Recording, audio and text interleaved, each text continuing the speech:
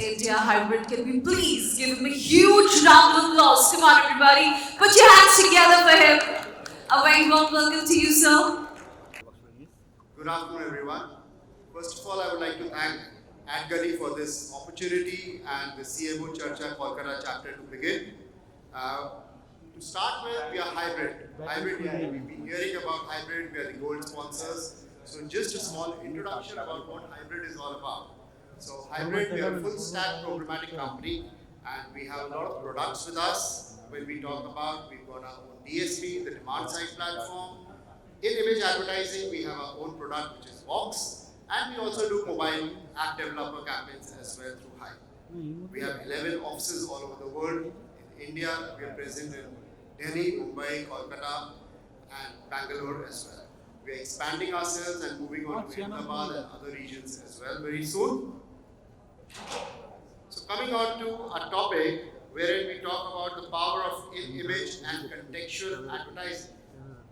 We've been hearing about a lot of things today, that we do programmatic advertising, which is our standard banners and everything. So this is something that we talk about is in-image advertising. What is in-image advertising? In-image advertising is a technology that recognizes and classifies the content by recognizing the object. So we are not going ahead and doing any campaigns or any advertising that I would say on the standard Google ad banners.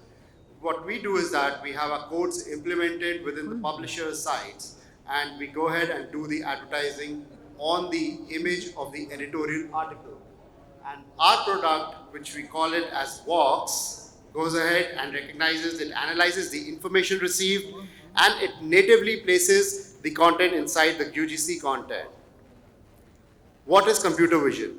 So our tool Vox, when we talk about, it analyzes graphics, texts and videos, distinguishing 10,000 types of objects. So what we do is that we not only do a contextual keyword targeting, but when we go ahead and do a campaign, we go our tool and we play our tool, it goes ahead and reads the complete article, it looks at the emotions of the image and then chooses the right article along with the right image and throws the ad over there.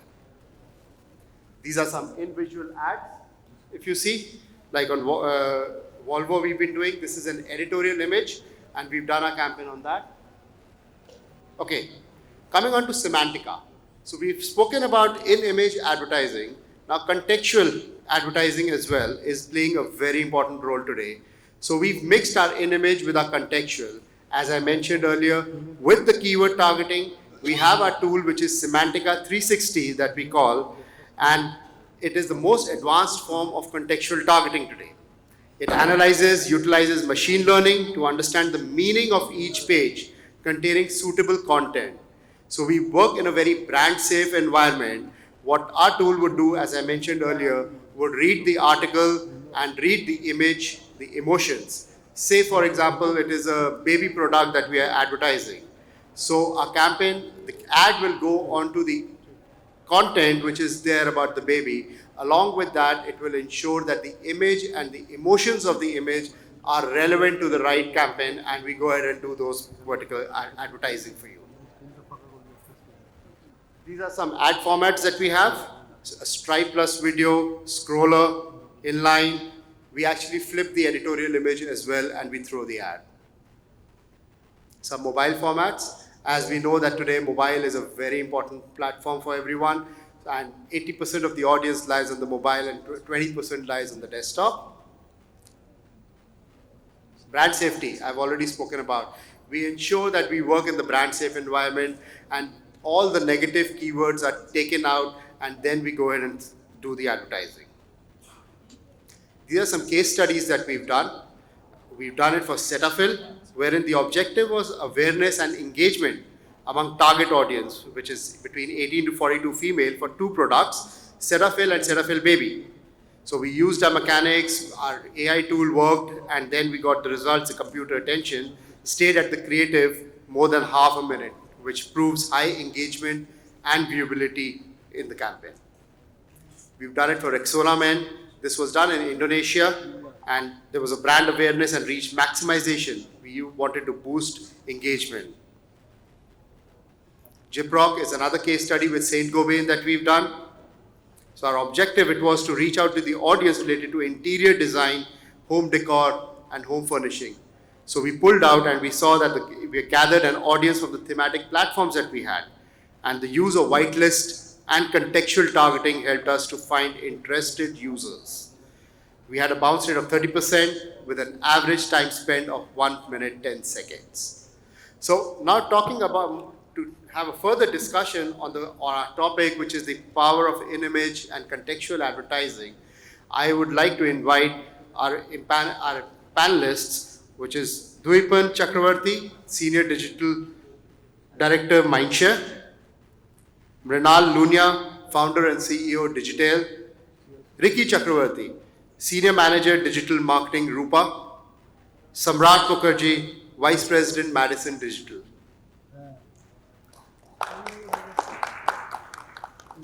Thank you so much, all of you, to be here. And yes, our topic that we're talking about, the power of in-image and contextual advertising. So I would like to start with you, Samrat, to understand how contextual advertising today is playing a different role in the market, and how we can adapt that and with a lot of clients and go ahead and do some advertising on that. Okay, so I will take it from the basic of contextual. So first, if you try to understand what we mean by saying contextual, so to my mind, as in we all say the cliche that content is king, right? And to my mind, context is the kingdom. So unless you have the kingdom, there won't be any king. So content only makes sense when it is put into context, and only then it becomes a meaningful communication. And for that, when we advertise, when we plan to put our communication content on top of certain things which is in context to the advertisement, then it creates a much better impact. So in that context, I will definitely say that running contextual ad, and more so when it is in-image contextual ad, creates a far better impact on the consumer's mind. So I'm leaving it over here, and we can definitely come back and discuss further on this. Sure, we will. So Dwipan, my question to you is that we've been discussing a lot and you've been working with us also on our in-image advertising. So what is your feeler on the in-image advertising which is coming right now in the market, wherein other than programmatic advertising, what we do this in-image. How is this different, and how can it capture the market and go ahead with a lot of innovations that we talk about? See, Gandharv, it's a one-leg advancement on normal contextual advertisement, because in contextual advertisement you are dependent on certain keywords and your normal geo-target segments and audience cohorts, but it is actually one step more forward. So if let's say there is a brand who is actually selling, let's say, an insurance. Now an insurance is a very it's not a very positive buy in a sense, because the positioning of insurance is more about fear. So we are mitigating risk. Now in a contextual kind of a scenario, you will use and start to use negative keywords, a lot of negative voice keywords that you are talking about, like if there is any kind of an issue, you are actually buying this insurance to cover yourself up. Here how an image can actually work, let's say you have to put a positive connotation to, let's say, an insurance product.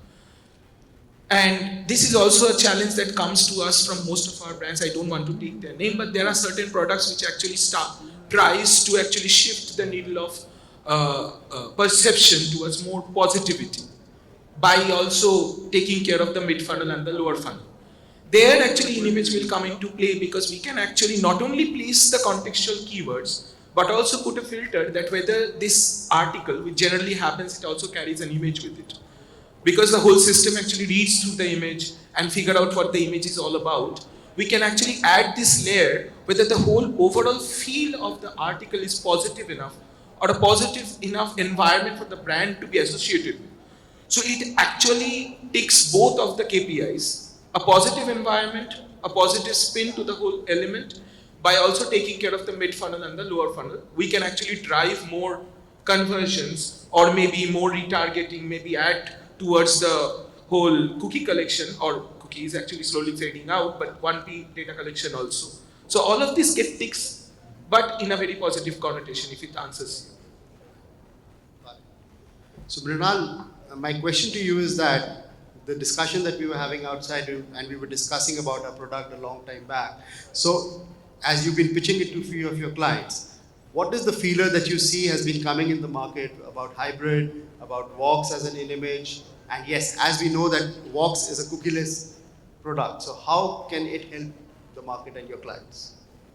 Thanks for the question, Gandhar. So I'll take one step back first. So currently, I feel like digital marketing is also at a crossroads of sorts, because as we talk about how there's like the number of MAUs, DAUs, people onboarding on digital is increasing drastically, it also talks about how we are vying for the same amount of attention. So we need to stand out. Hence, solutions like what you're referring to is obviously very relevant in the market today, because it brings two things, if I were to talk about it: automation and interactivity. So the technology that you all bring forward, which allows you to scan through articles and images at the same time, and objects embedded in images, I think that's obviously a step in the right direction. So I think definitely advertising needs to also pick up, and I feel like there's a solution that is there to stay for the future. So yes. So, Samrat, my question to you is that we've been talking about the cookieless world for the last 2 years, and still we feel we really don't know that what's going to happen. But yes, Vox as a product today comes in with this feature of cookieless, wherein we are not doing the, we are in the cookieless world. So, how do we feel the shift? Will the shift happen now, or it will still take time for our brands to understand and work around? So I will divide the say advertisers in two sets over here. So one who has the money, as in the brands, the marketeers who are setting themselves up for keeping their pace in a cookieless world, where they know as in how to collect their data to themselves, as in the first party data, second party data, and all that. But then there will always be a large set of marketeers who will not be able to manage this data pool to themselves. And for them, I think contextual and further in-image contextual is going to give them a kind of a space to kind of reach out to the right set of people. Because even without the cookies to give them the direction, but their behaviors of consuming the content will let them see the communications, the ads, and that's where is in this contextual ad, in-image contextual ads, and all this are going to come to help to this. So we have a brand manager with us, Ricky. So Ricky, we would like to take your viewpoint on the cookieless world which is coming in, the in-image advertising. How can in-image advertising help your brand to scale up the efforts? Good afternoon, everyone. See, the contextual ad, this question was moving around. It's really important for the brand how closely your ad is relevant to the queries that user is searching for. Most of the people was talking about what is the brand all about and everything, that building the trust among your consumers, loyalty, etc. Yeah, so to answer your questions that in-image ads, so let me tell you the one psychologies. Compared to the other text communications, compared to text between that image, the human brains and psychology attracts almost 60,000 more quicker than the context. So visual, so it's a very common phrase that image is telling about the worth of contents, right? 1,000 words of contents. So through the image, if you can communicate with the audience, which is through their relevant search queries, maybe what are the content they are consuming. Like an example, if you are lubricant manufacturers, if they're trying to communicate their products to their audience, and the audience is maybe visualize or looking for some best mileage car in India, and they're looking for that, and on that time if they present on the image on a maybe a type of cars they are focusing, then the registration will power more compared to your text. The reason behind that human brain says that in terms of the image and text, that image encodes twice compared to text. So that's the reason that more likely image registered that communications compared to text to visuals. And through the image and that the cookie laser you're talking about, yes, definitely this is going to help to our brands as well. Because unlike other brands and verticals like us, that men's innerwear is slightly different from the other markets. Because it's more into the necessity items, as I already explained you. It's more into necessity items among men's, unlike women's also. So we use our innerwears in terms of the hygiene, in terms of the comfort, etc. It's not like that it's a fashionable item, I'm looking for that product, I can buy it. It's more into necessity items, yeah. So that's the reason we're focusing more to connect with the consumer in a more relevant way. Should we like force-fitted in a relevant way, in a subtle way? We're using a lot of influencers on this purpose, we're using a lot of content for these things. That's what we're trying to build, connect, loyalty among our consumers. Thank you so much. So Deepan, my question to you is that as you know that AI is the next thing, we all talk about artificial intelligence, machine learning tools, and yes, hybrid as an organization today is there with the AI artificial intelligence, which is our tool of Vox that we have. So what is your feeler about it, that how AI and machine learning tools can go ahead and change the advertising platforms and work more better in a fashion what they're doing today? Wherein today we do a lot of standard ad units, and when we as an ad tech company, we go to a client, the question that has been asked that what's new, what's innovative that we have. So yes, we go ahead with that innovation, but then the question comes that what is the tool doing at the back end?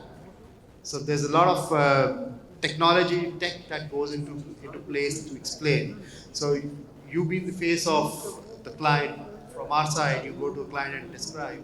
So what are the questions that you face, and how is it that, how it helps you to answer the same? See, I will divide the problem statement into two parts. The first part is the client part of it. Like most of the clients, when they start to think about digital is a very personalized space. Any kind of advertisement, if it is not properly contextual to the likeness of the client, I mean to the taste of the client, it becomes obtrusive. Because 95% of the consumption happens from a device which you own, which is mobile device. So if the communication is not talking properly to the proper audience, it will fail. So from that perspective, this contextual way of targeting ads is the way forward, because that is what works, simply put, for the lower funnel, for the mid funnel and the lower funnel. Top of the funnel is more of like AV, like audio visual, and all the secondary funnels which are below that is more of contextual playing and retargeting and looping back. Now coming to the point of artificial intelligence is, this contextual thing actually works better the way you churn and collate data.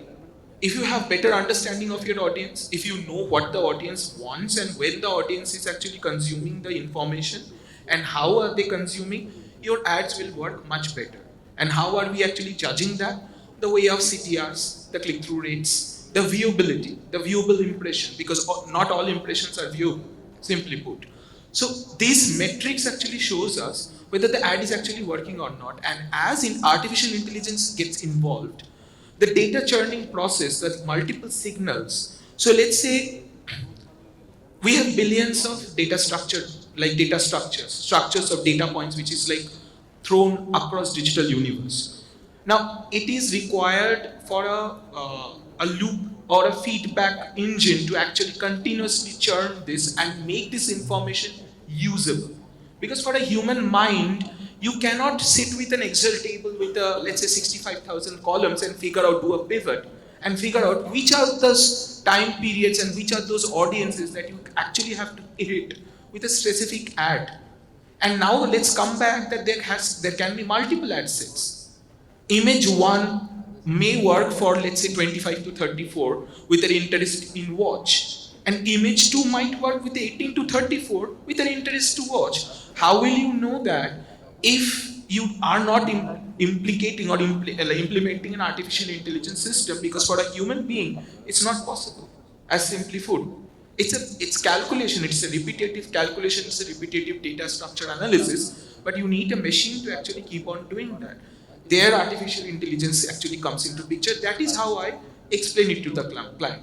Now coming from back to the ad server point of view, a very base level example which one of our peers a few discussion or a few moments ago, like hours ago actually, she was taking this example of PMax. I don't know whether our colleagues remember. PMax is an example of Google where you actually put all the ads together and you leave it onto Google to figure out whether the conversion is happening or not. And after the campaign is over, you get to know which ad sets has worked for which cohorts. It's very similar to Vox. Vox actually takes it a little bit further by utilizing much more rich media ads, in image, much more contextual legs to it. So it actually increases because PMax does not include interest segments. You are limited to in-market audience segments, which is available in Google Universe. But in Vox, if I have Lotami or DV360 or let's say any other DSPs of access, I can pass those interest segments to you. I can also encrypt my P1 data and pass it on to you and create a lookalike of that. So it actually gives us a lot of advantages. And I'll go back a little bit to the cookieless world also. I think in the cookieless world, the advertisers, or the new entrant like boutique advertisers will not face that much amount of problem, because right now, if you see, slowly the shift is happening towards unified sign-ins via Google, via Facebook. And as long as advertisers, clients keep on accepting that, the P1 data is going to get shared, because that is what's going to happen. Because ultimately, you are also utilizing a leg of DSP of DV360, right? On that basis, your DSP is built. So you are going to get more access to data, if it answers the query. Right. So Ricky, over to you. We've been talking about P1 data, P2 data. What is your take on that? How it will help your brand to scale? See, data, there's a lot of data is floating in this market, right? So a lot of data segmentations is there. Even a brand like us also, a lot of data we are getting from different mediums. The importance of data is how we are going to use that data. When I'm saying how you're going to use that data is definitely going to depends on the objectives of the campaign. What is our objectives of the brand? Maybe for that campaign purpose, how we are going to utilize that purpose, and what is the communication we are sync with that data. Let's say for an example, so the TG called 18 to 44 is a very broad TG card, since it is now no longer with that marketing purpose. Instead of that, what AI actually given us, there's some good things, is like that's given us a psychographic data of the audience. So I'm saying psychographic data. So the brand like us, maybe initially, as I told you, right? So there are a lot of constraint between what are the products actually men's are using and all in terms of the print, styles, and etc. But now men's are more focusing, more open to explore new prints, new styles, new colors. Instead of filtering the data in terms of the demographic, if we can filter that as a psychographic informations, like an age of man is a 40 years age man also can willing to explore in terms of the new prints, right? So based on that data card, if you can sync my communications and promotions to that TGs, that is definitely going to help us. So that's how we are promoting. Perfect, thank you. And Mrinal, what do you feel about the AI technology coming into the market? And you've been there with meetings with clients and everyone. So what is your take over it? How is the market evolving? What do you feel? How soon can we enter? How soon with Vox we can enter the market?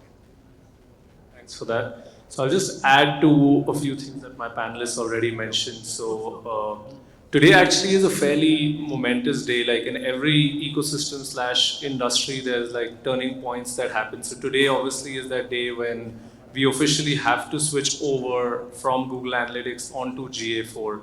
So that in itself is a very significant moment, because that opens up avenues to a lot of cross-device tracking that's available, predictive analytics that's available to us, data mapping, which was earlier not very easily available. So plugging in the answer of AI over here. So this new evolution slash shift towards GA4 is going to rely very strongly on AI and ML, which basically means that data is going to get synthesized far easier for us to be able to deploy technologies such as contextual advertising, which we obviously get with Vox. So it's important to obviously change with the times, and now that this technology is at the doorstep, it's not really an option anymore. We need to pick it up. So yes, it's happening as we speak.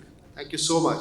So to sum up that we were discussing the power of in-image advertising, what I would say over here is that we've been doing a lot of programmatic and normal advertising. In-image is the next thing, and it would really help all the brands to go into the innovation world and to the innovative things as well.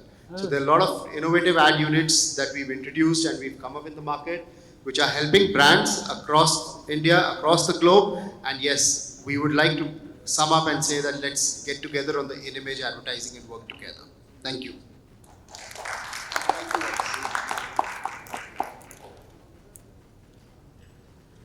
May I request our panel for a photo op, please?